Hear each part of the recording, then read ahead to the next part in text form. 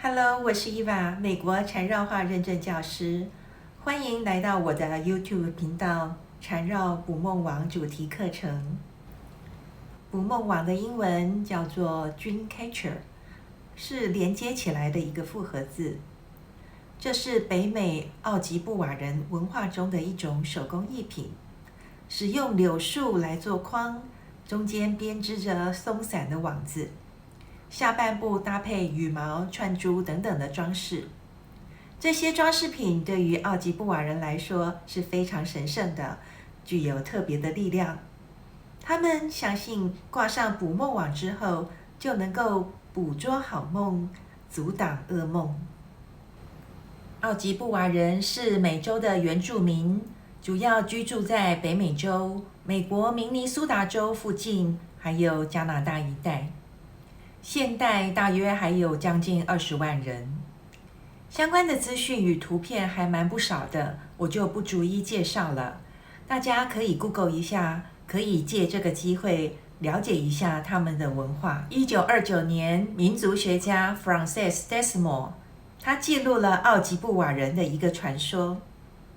传说蜘蛛网的神奇保护力量源起于被称为阿西比卡西的蜘蛛女神。他照顾着土地上的孩子和人民。随着信奉蜘蛛女神的奥吉布瓦人蔓延到北美的各个角落，蜘蛛女神很难亲自保护到所有的孩子，所以奥吉布瓦人的母亲们就用柳树做成圆箍，用植物做的绳子为孩子们编织网子，挂在摇篮上。奥吉布瓦人相信的是，当蜘蛛网抓住与之接触的任何东西时，它们就会抓住来自空气中的伤害之物。如此看来，我们现在所谓的捕梦网，最初的作用与梦没有明确的关系。最原始的功能大概就像是我们的蚊帐，可以捕捉飞蚊、昆虫，不要去咬到襁褓中的婴儿吧。后来，在20世纪60年代和70年代的美洲泛印第安人运动中，捕梦网被采用为印第安人的象征，有点像是我们现在所谓的吉祥物。捕梦网 Dreamcatcher 这个名词才正式出现在媒体中，它被视为各种美洲原住民文化之间团结认同的象征。从美洲泛印第安人运动以后，越来越多人知道 Dreamcatcher 捕梦网这个特别的东西。在80年代开始，就被视为奥吉布瓦人的本土工艺品，甚至成为最受欢迎的旅游纪念品。后来，在美国一些地区也流传着这个在家中装饰捕梦网的风俗。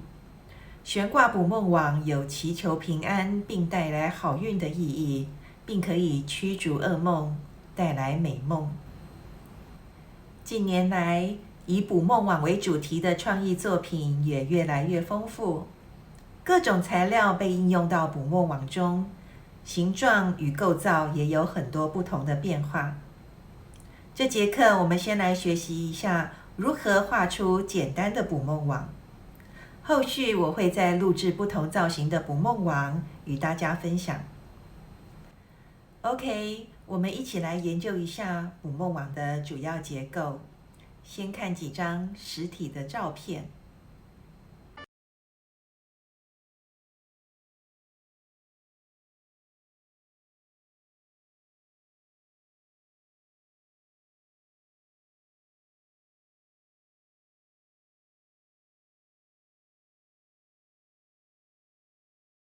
捕梦网的基本结构就是上面一个圆形的网子，下面挂上各种的羽毛装饰。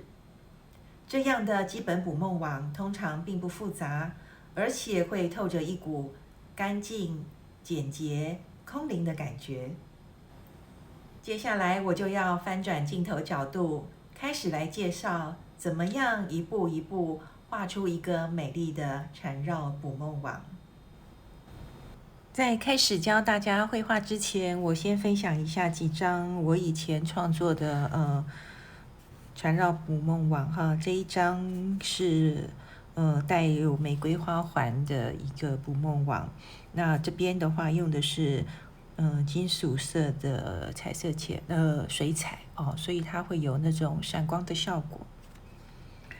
那这一张的话呢，也是一样哈，就是在这边会有一部分是花卉装饰的效果，那这边特意画的像星空一样的效果。那这边有一些这个装饰的吊饰啊，这个是一个比较特殊的有透视的效果，以后都会慢慢教给大家。那这些呢，都是我以前课程里面创作的图案哈。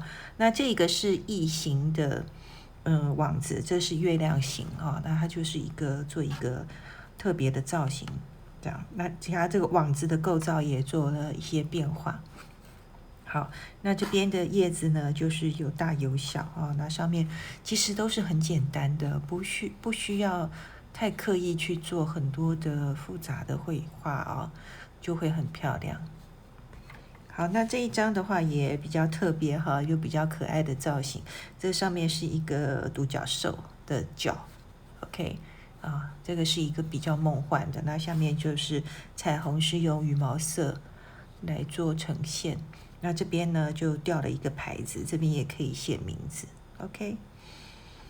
那这一张的话呢，就是一个比较基础的哈，比较基础的。那下面的话就是我做了很多的垂坠装饰缠绕，这个是我另外一个课程里面也有教，不过这个很简单。那我们看看吧，今天的课我们也可以来运用一下。